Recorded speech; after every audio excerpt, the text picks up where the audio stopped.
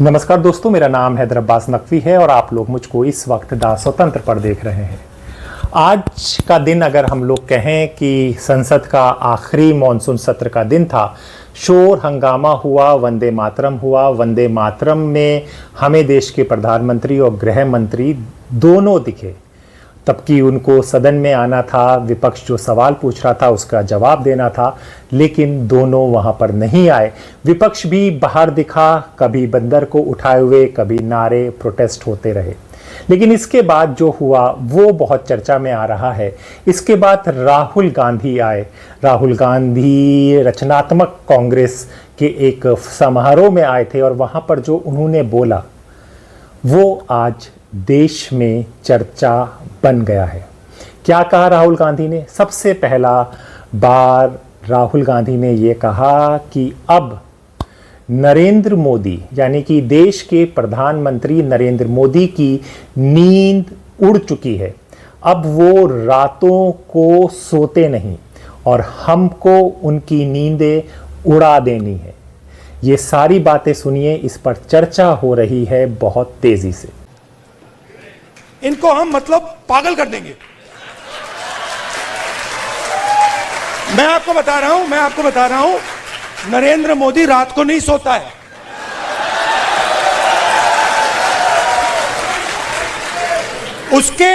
उसके अलग अलग कारण है। उसका एक ऑब्वियस कारण है और उसके बहुत सारे हिडन कारण भी हैं।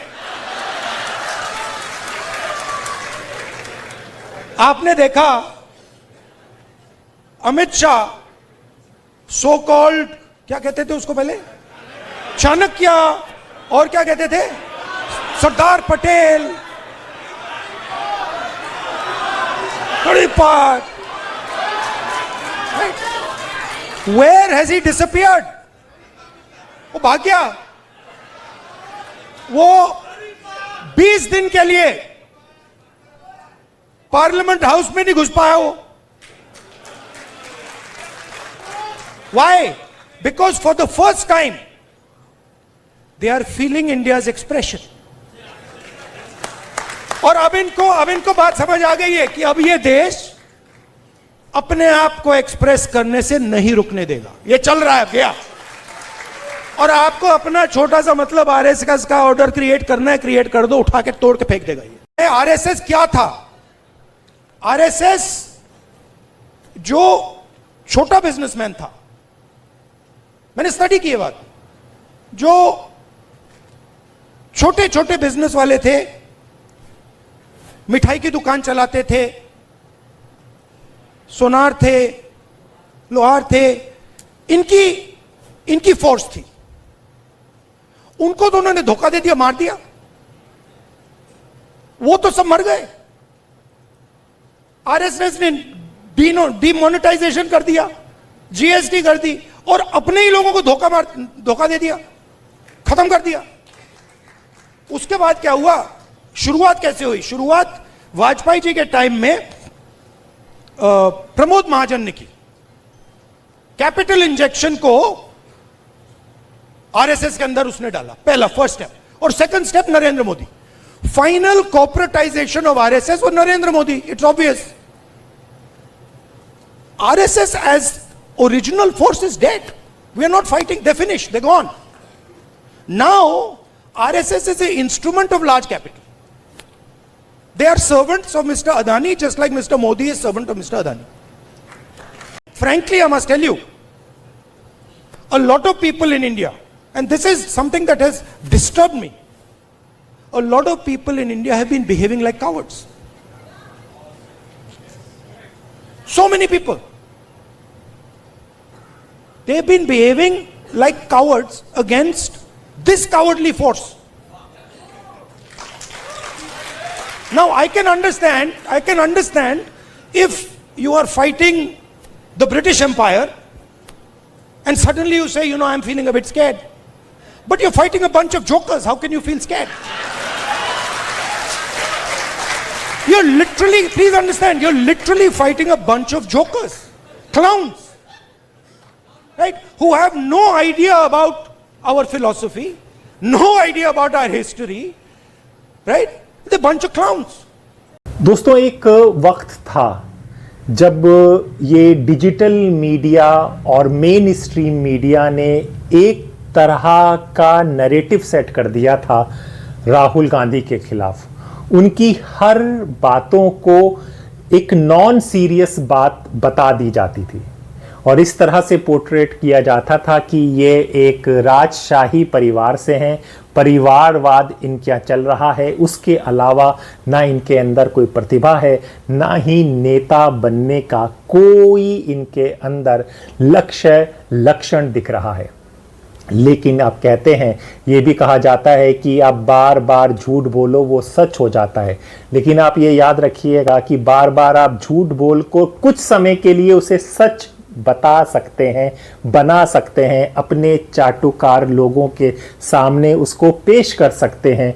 एक तरह का नैरेटिव आप जो बनाते हैं, जो नैरेटिव जो आपके अपने लोग हैं उनको तो सही लगता है, लेकिन आम जनता, भारत की जनता हर चीज सोचती समझती है। मुझे मालूम है, आजकल भैया मैं आपको बता रहा हूं, मोदी जी के ऑफिस के अंदर से मुझे इंफॉर्मेशन मिलती है। पूरा रिवोल्ट चल रहा है अंदर।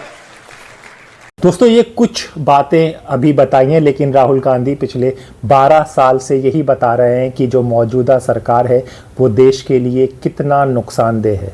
और अब हमने जो प्रोटेस्ट में देखा, अब जनजी भी यही कह रहे हैं, जिस तरह से वहाँ पर बाइटें आई थी कि सरकार ने ना उन्हें नौकरी दी है, तब की आंकड़े जो बताए जाते हैं उसमें सब कुछ एक कुशल भारत, एक बढ़िया भारत और एक ऐसा भारत बताया जाता है जो सपनाओं और शायद सपनों में ही है, लेकिन हकीकत आप लोग खुद देख रहे हैं।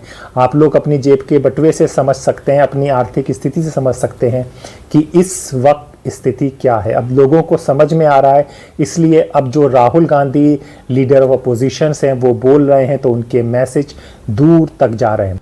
हमारे पेट्रोलिंग एरिया में चाइना ने अरुणाचल में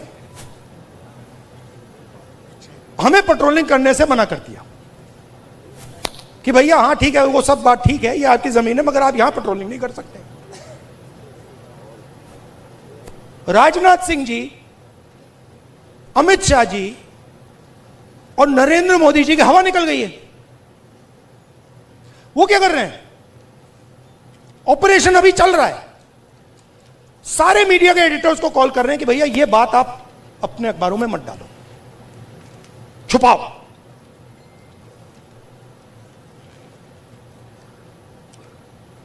सीधा बिना सोचे समझे देश का नुकसान कर रहे हैं।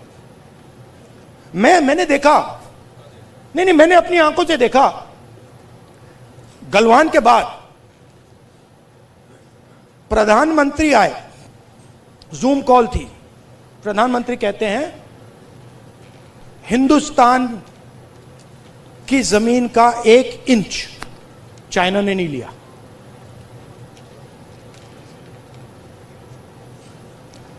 उसके बाद आर्मी कहती है कि भैया हिंदुस्तान की जमीन तो ले गए। आप सोचिए, चाइना को मैसेज किया गया, चाइना के नेगोशिएटर्स ने हमारे नेगोशिएटर से कहा कि आप क्या बकवास कर रहे हो, आपके प्रधानमंत्री ने बोला हमारी आपकी जमीन नहीं गई। फैक्ट बोल रहा हूं आपको। आर्मी कह रही है कि भैया हमारी जमीन गई, चाइना का नेगोशिएटर कह क्या बकवास कर रहे हो, तुम्हारा तो प्रधानमंत्री कह रहा है नहीं गई है, जाके उनसे बात करो। तो इन्होंने इंटरनली देश को खत्म कर दिया है, फॉरेन पॉलिसी उड़ा दी है और सारा का सारा काम अपना जो पॉलिटिकल स्ट्रक्चर है उसको फाइनेंस करने के लिए, अदानी जी का पैसा लेने के लिए ये उन्होंने किया है। आपको क्या लगता है कि राहुल गांधी जो बोल रहे हैं वो सही है या ये भी एक राजनीति है? तो आप हमें कमेंट बॉक्स पे बता सकते हैं। हम लोग प्रयागराज भी गए थे छात्रों की गूंज में, वहाँ पर भी हमने ग्राउंड रिपोर्ट की थी। तो जो छात्र थे, जो युवा थे, जो जनरल पब्लिक थी, उनका भी जो अभी मौजूदा सरकार है उससे कई सवाल हैं। सबसे बड़ी बात तो यही है कि किसी भी सवाल का जवाब मौजूदा सरकार नहीं देती है, जो कि लोकतंत्र में सबसे ज़्यादा गलत बात मानी जाती है। तो इस तरह की खबरों के लिए आप द स्वतंत्र के साथ जुड़ते रहिए। अपने दोस्त हैदर अब्बास नकवी को इजाज़त दें। फिर होगी मुलाकात, ऐसी ही खबर के साथ आएंगे हम, जिसका ताल्लुक़ होगा सीधे आपसे। तब तक के लिए द स्वतंत्र।